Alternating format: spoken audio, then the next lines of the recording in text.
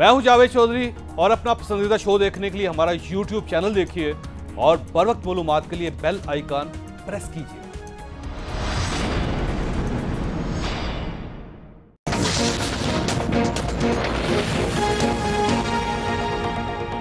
बिस्मिल्लाहिर्रहमानिर्रहीम।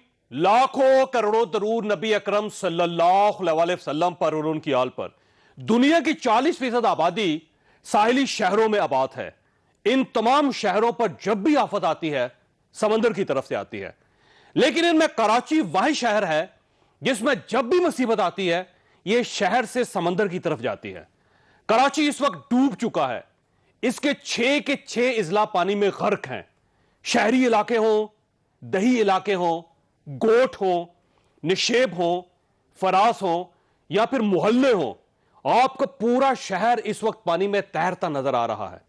महकमा दाखिला, हाई कोर्ट, गवर्नर हाउस, वजीरला हाउस, अस्पतालों और एयरपोर्ट तक पर पानी है।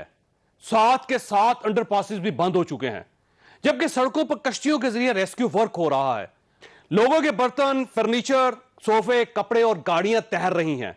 सिक्योरिटी कंटेनर्स और ट्रैफिक सिग्नल भी तैर रहे हैं। बिजली के फीटर ट्रिप कर चुके हैं। टेलीफोन लाइनें और इंटरनेट भी बंद हो चुका है। गल्ले के गोदाम और मंडियां तक पानी में डूब चुकी हैं। शहर में इमरजेंसी डिक्लेयर हो चुकी है, जबकि कराची को आफतज़दा शहर डिक्लेयर करने की अपीलें भी की जा रही हैं। इस सूरत हाल का जिम्मेदार कौन है, यह हम आज के प्रोग्राम में वज़ीर आला सिंध से पूछेंगे। लेकिन मेरी कराची के आवाम से दरख्वास्त है, आप प्लीज अपने घरों तक महदूद रहें। आपकी जान बहुत कीमती है। मैं यहां पूरे मुल्क की आवाम से भी दरख्वास्त करता हूं, आप कराची के लोगों के लिए दुआ भी करें और इन हालात में रेस्क्यू वर्क करने वाले वर्कर्स का शुक्रिया भी अदा करें, क्योंकि ये लोग इस वक्त अपनी जान की परवाह न करते हुए दूसरों की जान बचा रहे हैं। अल्लाह ताला कराची की हिफाजत करे। हमारे साथ रहिएगा।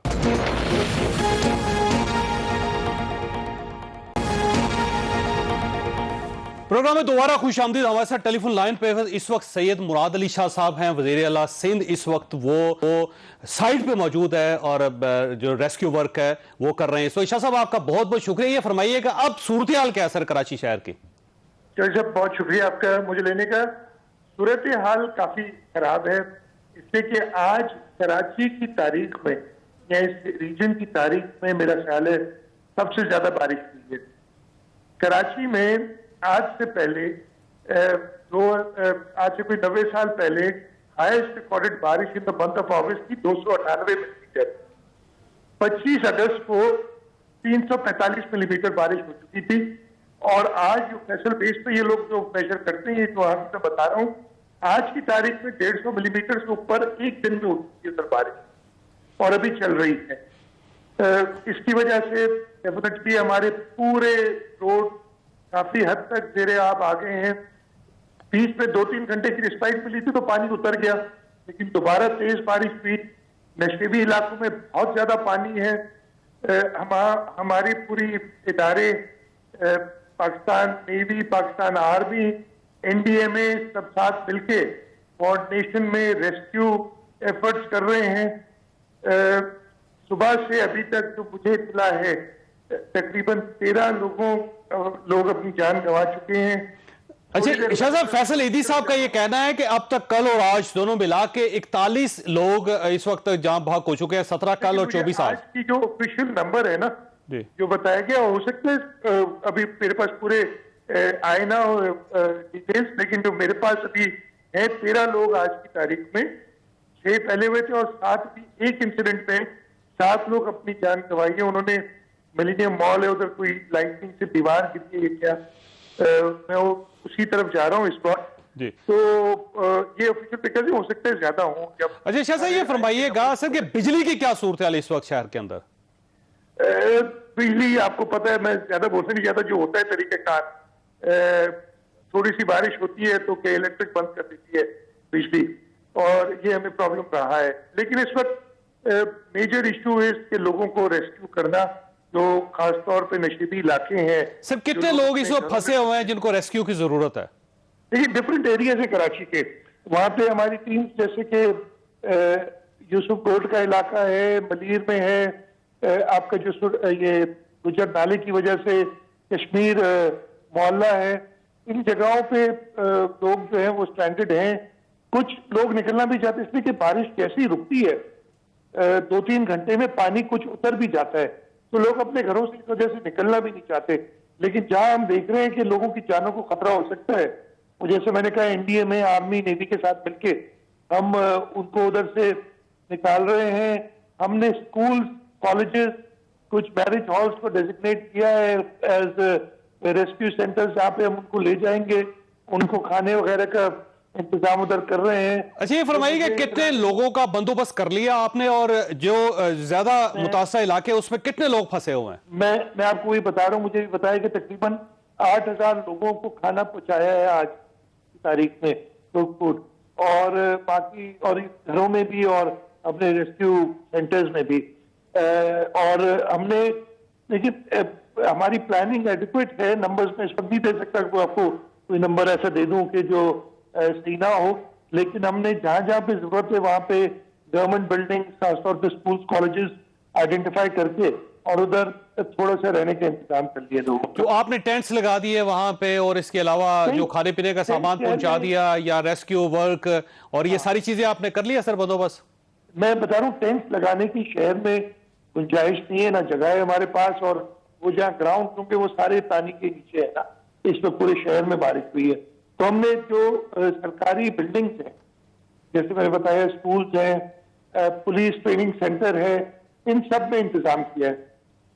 अच्छा, ये फरमाइएगा कि ये कहा जा रहा है कि कराची को आफतजदा डिक्लेयर कर देना चाहिए, तो गवर्नमेंट जो है ये तो ऑलरेडी देखें प्रोविंशियल लॉ है जिसके तहत आफतजदा या कैलामिटी स्ट्रिकन करते हैं, और न सिर्फ कराची तो सिंध के बाकी इलाकों में भी काफी बारिश हुई है, और वो ऑलरेडी मैं डायरेक्शन दे चुका हूं कि कानून के तहत जहां जहां पे भी जरूरत हो कैलामिटी स्ट्रिकन या आफतजदा करार दिया जाए। अच्छा, ये फरमाइएगा कि अगर बारिश नहीं रुकती तो कल क्या सूरत हाल होगी कराची की? अल्लाह ताला रहम करें, आप ऐसी बात ना करें। वैसे तो इस वक्त भी बारिश हल्की थोड़ी हो रही है, लेकिन ये मैं बताऊं कि किराए की आवाज आ रही है शाह साहब आपको? शाह साहब आपको आवाज आ रही? शाह साहब आपकी आवाज नहीं आ रही। यहां पे एक छोटी सी ब्रेक लेते हो, ब्रेक के बाद दोबारा हाजिर होते हैं। प्रोग्राम में दोबारा खुश आमदीद। हमारे साथ तशरीफ रखते हैं टेलीफोन लाइन पे इस वक्त आफ्ताब जहांगीर साहब, पाकिस्तान तहरीक इंसाफ के साथ इनका ताल्लुक है, कराची से एमएनए भी हैं। और आगा रफीउल्लाह साहब हमारे साथ तशरीफ रखते हैं, पाकिस्तान पीपल्स पार्टी के साथ इनका ताल्लुक है, स्काइप पे हमारे साथ हैं। साजिद अहमद साहब हमारे साथ तशरीफ रखते हैं, एमकेएम पाकिस्तान के साथ इनका ताल्लुक है, क्योंकि कराची में इस वक्त टेलीफोन लाइन्स, स्काइप कुछ भी काम नहीं कर रहा है, इसलिए ज्यादातर मेहमानों को हमें टेलीफोन पर लेना पड़ रहा है। आफ्ताब जहांगीर साहब, ये फरमाइएगा सर, ये कराची के इस वक्त के हालात क्या हैं और जिम्मेदार कौन है इसका? जावेद भाई, बहुत शुक्रिया कि आपने मुझे मौका दिया। मैं आज सारा दिन अपने हलके में था। मैंने 60 साल अपनी जिंदगी के अंदर ये लम्हात, ये ऐसा माहौल कराची का कभी नहीं देखा। आप यकीन करें कि मैं आपको बयान नहीं कर सकता। मेरा जो हलका है NA 252, जो सबसे कराची का बड़ा हलका और सबसे परेशान कुन हलका है, जैसे सरजानी है, मंगोपीर है, औरंगी टाउन है और इस अतराफ के गोट्स हैं। तो आप यकीन करें जावेद भाई कि मैं जहां पे गया हूं, ऐसा लग रहा था कि जैसे मैं कहीं गिलगित बिल्तिस्तान की वो जो नहरें बह रही हैं, जो समंदर बह रहे हैं, उनके साथ साथ चल रहा हूं। इस तरह की सूरत हाल थी।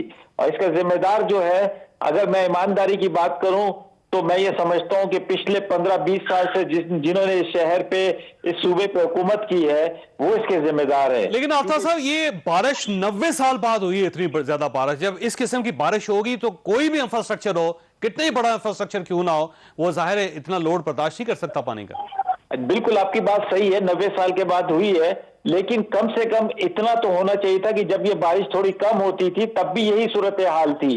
देखिए, मैं आपको बताऊं कि जब नालों के ऊपर मस्जिदें बनेंगी, नालों के ऊपर सरकारी ऑफिसेज बनेंगे, जब नालों के ऊपर इंक्रोचमेंट बनेगी, तो आप मुझे बताएं कि फिर कैसे ये सूरत हाल जो है ठीक हो गया, कि कैसे सूरत हाल काबू में आएगी।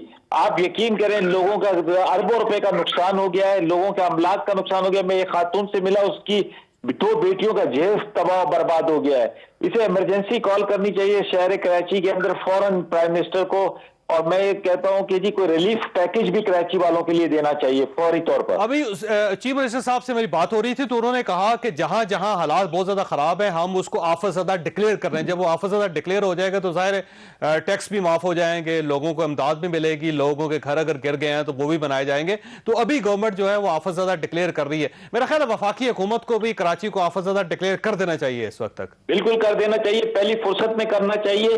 और अब तो पूरा कराची है, ये भी नहीं कि कोई आप इस पे पैचेस के ऊपर बात नहीं कर सकते कि जी यहां पर है और यहां पर नहीं है। पूरे कराची की यही सूरत हाल है और चीफ मिनिस्टर के साथ साथ प्राइम मिनिस्टर साहब को भी फौरन कर देना चाहिए। मैंने आज बात भी की थी सानिया निश्तर साहिबा से, मैंने उनसे कहा था कि आप एहसास प्रोग्राम के तहत और किसी और भी कोई तरीकाकार निकाल के लोगों की इमदाद के लिए फौरी ऐलान करें। ठीक हो गया। साहिब साहब ये फरमाइएगा सर, ये आपकी तरफ भी इशारा जा रहा है कि कराची की जो आज हालात हैं, जो सूरत हाल है, उसमें मेयर यानी बल्दियाती गवर्नमेंट वो उसकी जो बेवकूफ़ियां हमाकतें या वो लैक ऑफ परफॉर्मेंस वो, और दूसरा सूबाई हुकूमत, उसने 13 साल उनके पास हुकूमत थी, उन्होंने कुछ नहीं किया, और वफाकी हुकूमत भी। ऐसा लगता है जैसे कराची एक नेग्लेक्टेड इलाका था और उस नेग्लिजेंस की वजह से आज कराची डूब रहा है। अस्सलाम वालेकुम जावेद भाई। देखिए आज कराची के जो हालात हैं, मैं ये नहीं कहूँगा कि हम, हाँ, क्योंकि 40 साल एमक्यूएम ने रूल किया है, 37 साल 38 साल 40 साल मैक्सिमम। अच्छा, इस दौरान जो एमक्यूएम पर भी हालात रहे वो दुनिया को पता है। अच्छा, फिर आपको पता है कि एक ज़माने में एक वक्त था कि जब यहाँ के मेयर फारूक सत्तार थे, फिर मेयर अगवानी साहब आए थे, उसके बाद फिर नेमतुल्लाह साहब आए, उसके बाद फिर एमक्यूएम के मेयर मुस्तफा कमाल साहब, फिर उसके बाद उससे पहले बल्कि नेमतुल्लाह साहब आए। अच्छा, फिर जो उसके बाद फिर 10 साल बाद बल्दियाती इलेक्शन हुए।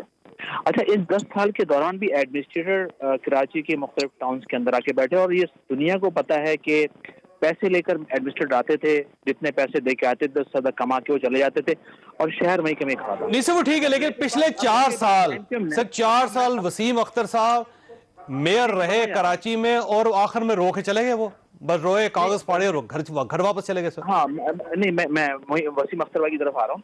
देखिए, अब सबको पता है कि गुज़श्ता पिछले 4 साल से ये तो सबको पता है कि एमक्यूएम ने एक पिटीशन भी आर्टिकल 140A इख्तियारात के हवाले से पाकिस्तान सुप्रीम कोर्ट में लगाई भी है।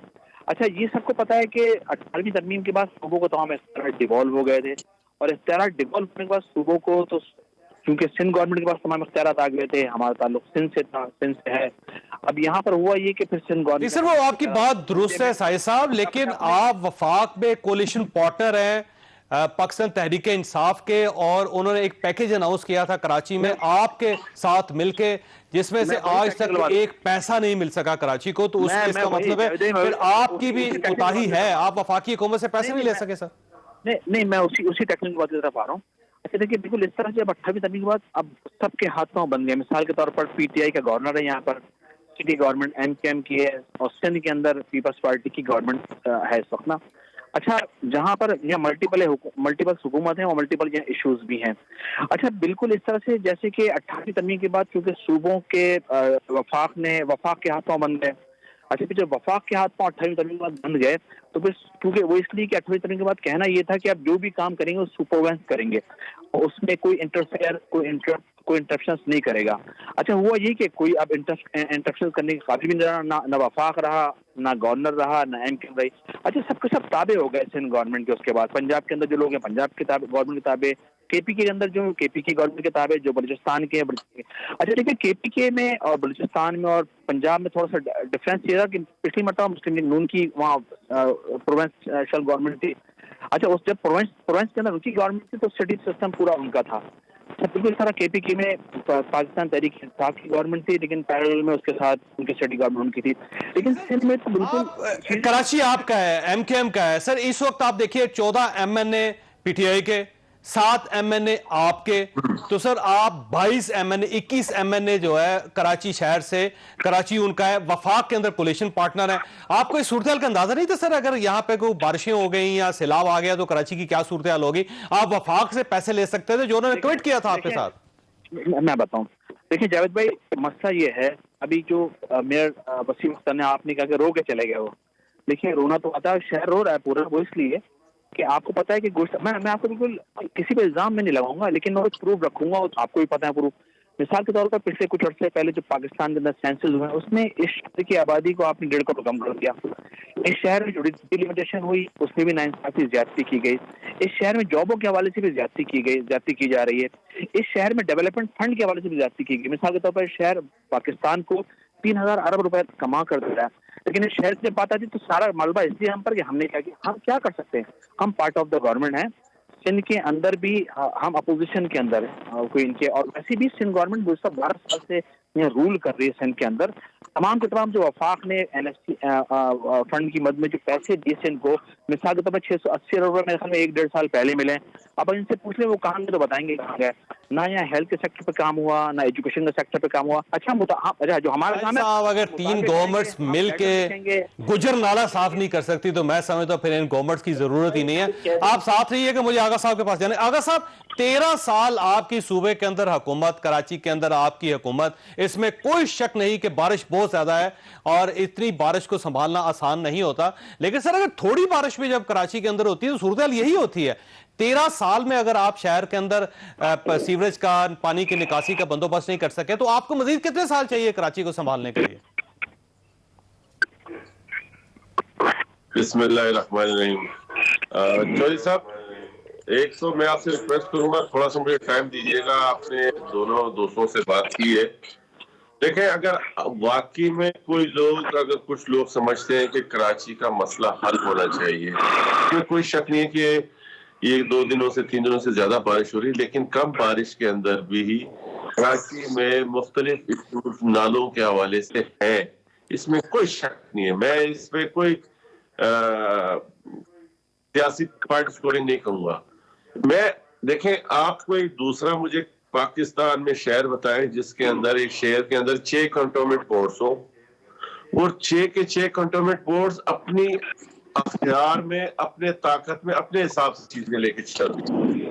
फिर उसके बाद यहाँ पर हम 13 साल से या 12 साल से हुकूमत में है, लेकिन इस कराची शहर के साथ जो जुल्म किया गया है, मैं आज अपने हलके में 3 नालों के ऊपर, जिन नालों के एक्चुअल सिचुएशन ये थी कि 200 फीट के बरसाती वो नाले थे जो नेचुरल रो में बारिश का पानी, जब बारिश होती थी तो वो पानी वहां से गुजरता था। और ये आज जो बारिशें हो रही है, ये क्लाइमेट चेंज की वजह से 90 साल पहले के जो रिकॉर्ड है वो टूट रहे। लेकिन मैं नॉर्मल बारिशों में भी ये सिचुएशन थी कि जो 200 फीट के नाले थे वो 4 से 6 फीट पे आ गए और उस 4 से 6 फीट के ऊपर घर बने हुए। मैं आपको, लेकिन आगा साहब उसका जिम्मेदार कौन है सर? ये जाहिर है या एमकेएम होगी या आप होंगे।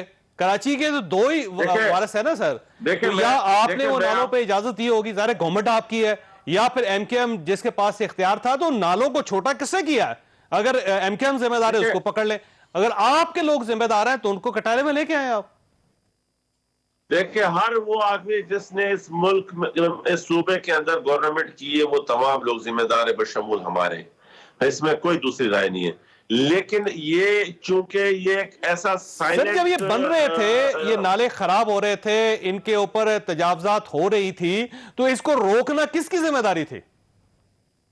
इस तमाम उस दौर की गवर्नमेंट्स जो उस टाइम इस मुल्क में बरसर इख्तिदार थे, इस सूबे के अंदर जो बरसर इख्तिदार थे, इस शहर के अंदर जो बरसर इख्तिदार थे। मैं देखें, ये एक ऐसा इशू है चौधरी साहब, इस टाइम कराची का हर आदमी तकलीफ में, 2% लोग, 3% लोग सुकून से मेरी तरह कहीं बैठे होंगे, नहीं तो तकरीबन 90% लोग जो है इस टाइम बदहाली में। मैं इस टाइम नहीं चाहूंगा कि मैं उस हकायक के ऊपर जाऊं जिससे इन लोगों की तकलीफ दूर नहीं। मैं चाहता हूं कि ये तमाम पॉलिटिकल जो अपने आप को इस मुल्क में, इस सूबे में, शहर में स्टेक होल्डर समझते हैं, उनको चाहिए कि एक पेज पे आए। अगर हमें नाले के ऊपर से, नाले के इर्द गिर्द इंक्रोचमेंट हटानी है, उसमें किसी भी की पार्टी के सपोर्टर हो, कोई भी लोगों को फिक्र तौर पे हमें फैसला करना उसके लिए ना आपको वफाक की मदद की जरूरत है, ना आपको एमकेएम की जरूरत है, ना आपको पीटीआई की जरूरत है, ना आपको बाहर से इमदाद चाहिए आपको। सर, कराची के वाली भी आप हैं, वारस भी आप हैं, गवर्नमेंट आपके पास है सर। सारे नालों के ऊपर जितनी तजावजात हैं आप हटा दें, गिरा दें सर, उसको कोई नहीं रोकेगा आपको, कोई नहीं आपसे पूछेगा। लेकिन जब वहां से पैसे लिए जा रहे हो, किराए पे जमीनें दी गई हो, आपके अपने वर्कर्स हो, उन्होंने वहां पे प्लाजे खड़े किए हो, तो फिर कौन रोकेगा सर? ये रोकना तो आपकी जिम्मेदारी थी। मैं वैसे आपके पास ये सवाल छोड़ के छोटी सी ब्रेक ले रहा हूं कि क्या ये सूबाई हुकूमत का फेलियर नहीं कि 552 नाले और उनके ऊपर तजावजात हैं, तो ये तजावजात किसने हटानी थी? अगर साहब ये सवाल है आपके पास, छोटी सी ब्रेक, और ब्रेक के बाद दोबारा जरूरत। प्रोग्राम में दोबारा खुश आमदीद। आगा साहब, बड़ा सिंपल सवाल है सर, ये पहली हुकूमतें होंगी, उन्होंने नालों के ऊपर तजावजात करवा दी होंगी, उन्होंने जमीनें बेच दी होंगी, लेकिन सर गिराना, नालों को साफ करना तो आपकी जिम्मेदारी है सर। पिछले 13 सालों में आप नालों से ऊपर तजावजात भी नहीं हटा सके सर आप। देखिए, बिल्कुल हमारी जिम्मेदारी है, और 13 सालों पे ये मैं आपको दोबारा उस तरफ लेके आ रहा हूं कि ये एक दिन की बात नहीं है। आप बड़े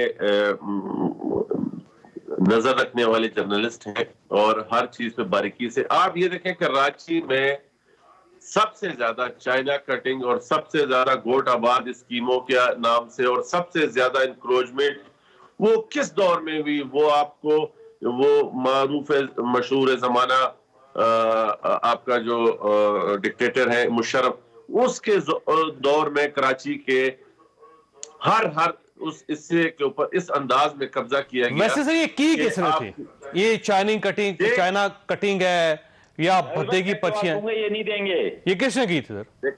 नाम तो बता रहे सर। मैं फिर दोबारा आपको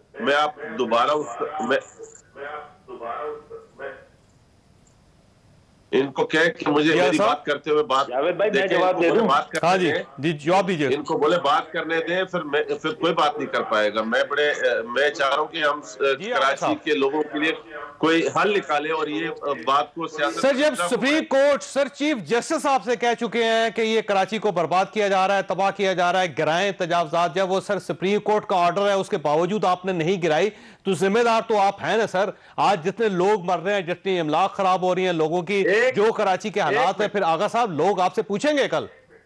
चौधरी साहब एक मिनट, खुदा के लिए ये बात सुनिएगा।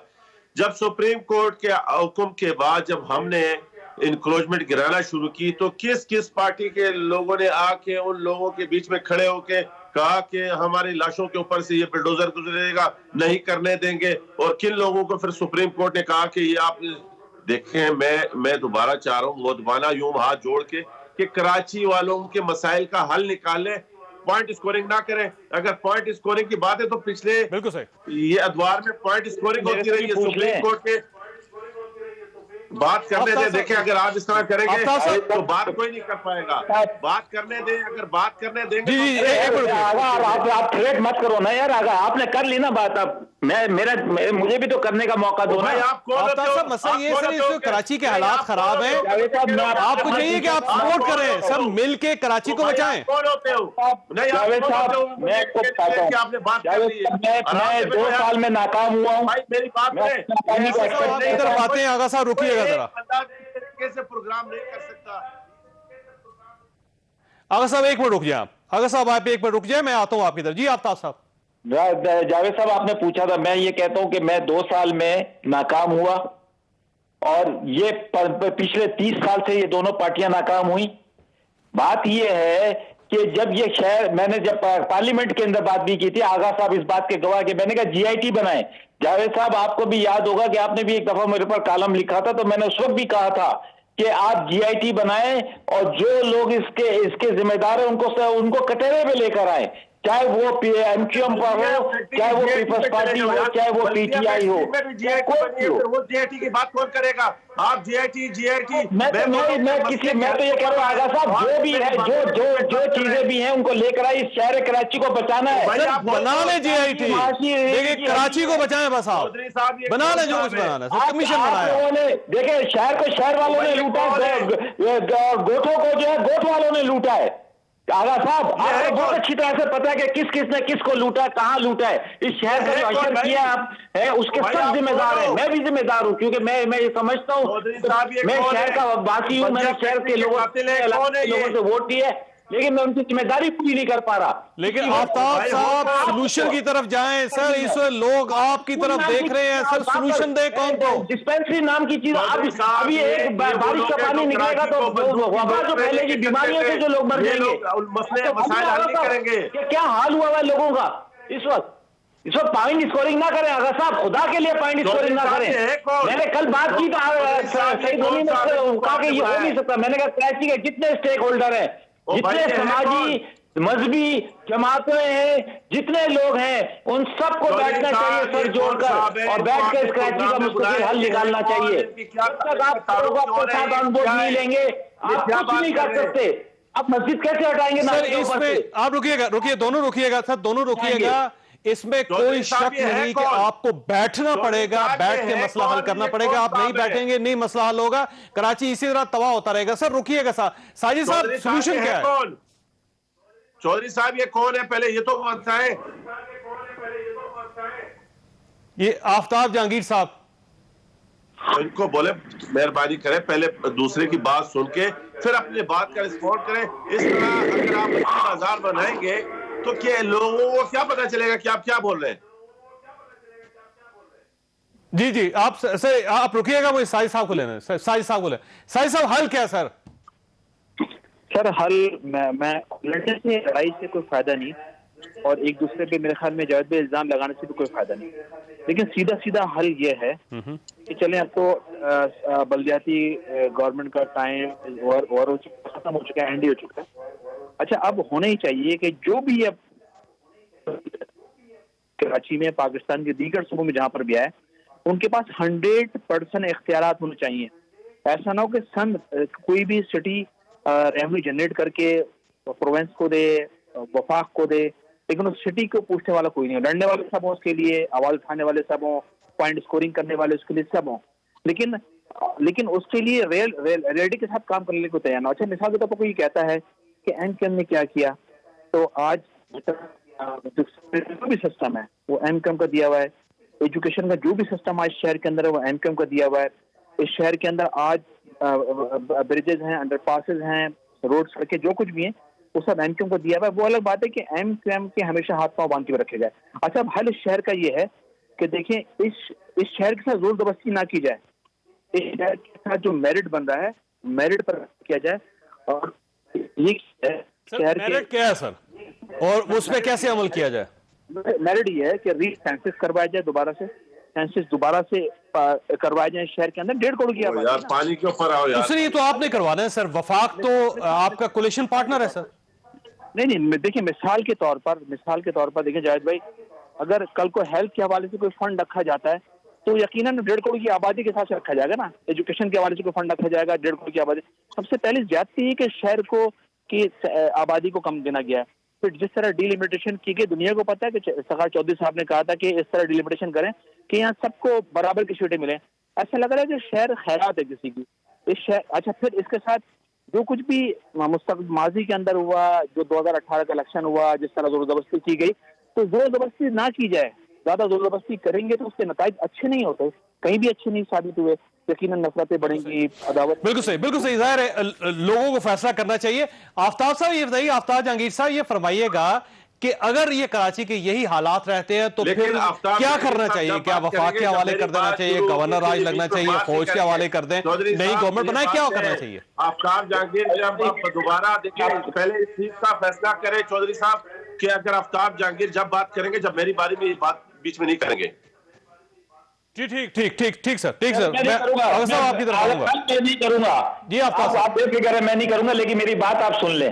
जी आफ्ताब साहब, बात यह है कि अभी इस वक्त कराची के जावेद भाई 6 डिस्ट्रिक्ट हैं, अब 7वां बनना जा रहा है। ठीक है जी, मैंने उस वक्त भी ये तजवीज़ दी थी कि आप एक वफाकी कमेटी बनाने के बजाय डिस्ट्रिक्ट लेवल के ऊपर कमेटीज बनाएं और वहाँ के मुंतखब लोगों को ऑन बोर्ड लें और वहाँ की सिविल इंतजामिया को भी साथ लें और वहाँ पर उनके जरिए जब तक आप बैठकर मामलात को नहीं सही करेंगे तो जब तक ये मामला सही नहीं होंगे। आप फॉर एग्जांपल 2 आदमी आप वफाक से ले लें, 2 आप पीपल्स पार्टी से ले लें, 1 आप एमक्यूएम से ले लें, वो 5 आदमी या 6 आदमी की कमेटी बनाकर आप उसको कैसे करेंगे जस्टिफाई?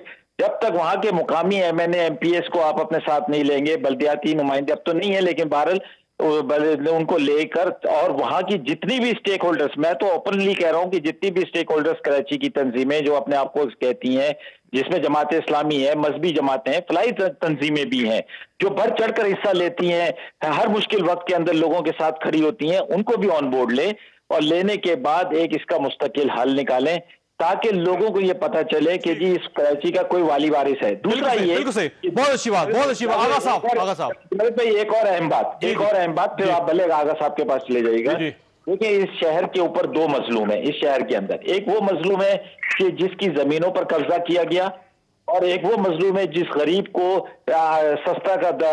सस्ते प्लाटों का बाग दिखाकर और कहा कि ये, और उनको लाके बसाया गया।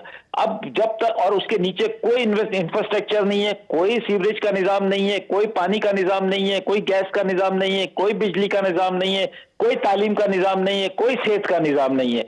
क्यों? कि वो इल्लीगल आबादीज हैं। बिल्कुल सही, उसको लीगलाइज करना पड़ेगा सर, लेकिन ये गवर्नमेंट नहीं करना है ना, ये, और गवर्नमेंट साहब लोग हैं। ये फरमाइए आगा साहब, कोई हल आपके जहन में आता है, और कल के दिन कराची की क्या क्या हालात होंगे सर? सर कल अल्लाह पाक अपना रहम करे, लेकिन हाल यही है कि इस टाइम हमें एक ही पॉइंट पे होना चाहिए कि देखें, आफ्ताब जहांगीर ने बड़ी अच्छी बात की कि कमेटी बननी चाहिए, ये होना चाहिए, लेकिन आफ्ताब जहांगीर साहब के साथ में जब मुतफिक होता, जब आफ्ताब जहांगीर को और मुत्तहिदा को कराची में इनके एमएनएस को, पीटीआई और मुत्तहिदा के एमएनएस को पैसे मिल रहे थे, और सिर्फ 3 एमएनएस जो पीपल्स पार्टी के थे उनको नहीं दिया, तो उस टाइम ये आवाज उठाते तो मुझे समझ आती कि ये कराची के लिए बात करते हैं। अगर ये उस टाइम ये बोलते कि जी ये 3 अगर एमएनएस पीपल्स पार्टी के लेकिन है कराची के, तो इनको भी फंड मिलना चाहिए, तो मैं समझता कि वाकई में मुत्तहिदा और पीटीआई कराची के ही हक के लिए बात करते हैं, लेकिन ये पार्टी बुनियादों पे हमेशा बात करते रहे। अब मैं दोबारा आपको एक बात कहूं कि अब भी टाइम है, हमें हर उस काम के लिए जिससे कराची को फायदा हो रहा है उस पे हमें एक पेज पे होना चाहिए, और सियासत को बालातर रखे। अगर ये कराची आबाद होगा तो मैं और आप आबाद होंगे। एपीसी बुलवाएं ना सर, ऑल पार्टीज कॉन्फ्रेंस बुलवाएं सर, कराची के अंदर जितने स्टेक होल्डर्स हैं बिठाएं, एक फार्मूला बनाएं, फार्मूला बना के उसको इंप्लीमेंट करें सर। कोई देखे ऑल पार्टी कॉन्फ्रेंस की कोई जरूरत नहीं। हम जो काम मिसाल के तौर पे अगर कल हम इंक्रोचमेंट हटाने जा रहे हैं ना, वहां जाके इनके लीडरान ये ना कहे कि कोई नहीं हटा सकता जब तक इनका बंदोबस्त ना हो, और बिला वजह की बड़के मारने से फायदा नहीं है। वो इस ग्राउंड रियलिटी को समझे और वफाक को कहे कि जी कराची को पैकेज दें, जो उन्होंने अपने वादे किए वो पैसे लेके आए, हमें सिंध गवर्नमेंट को ना दे, खुद लगाए, खुद अपने इदारों से काम करवाएं, और यहाँ पर कुछ इस किस्म की मनसूबाबंदी करें। देखिए, वफाक आगे काम करवाएगा तो फिर आप ये कहेंगे कि सूबाई मुदाखलत है, ये 18वीं तरमीम की तौहीन है। नहीं, वफाक ऑलरेडी देखें, आप आफ्ताब जहांगीर से कहें कि जो आपको 30 करोड़ रुपए मिले वो पीडब्ल्यूडी काम कर रही है ना, वफाकी इदारा काम कर रहा है, हमने तो नहीं मना किया। आप आए कराची में कुछ करें तो सही, आप मुंह जबानी बातें करते देते कुछ नहीं है कराची को, कराची से सिर्फ लेते हैं, सिंध से सिर्फ लेते हैं।